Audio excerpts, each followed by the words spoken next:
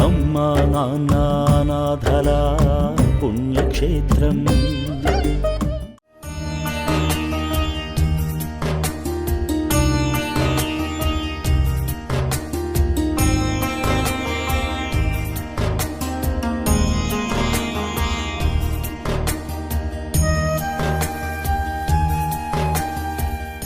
మాది నడిగూడెం అండి.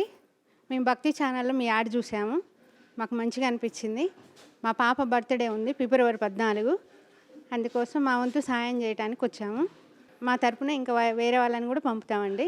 మాకైతే బాగా అనిపించింది ఇక్కడికి వచ్చిన తర్వాత. ఇక్కడ ఆశ్రమం బాగా నచ్చింది, మంచిగా సేవలు జరుగుతున్నాయి.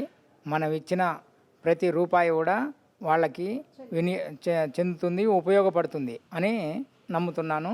చూశాను స్వయంగా, మంచిగానే ఉంది.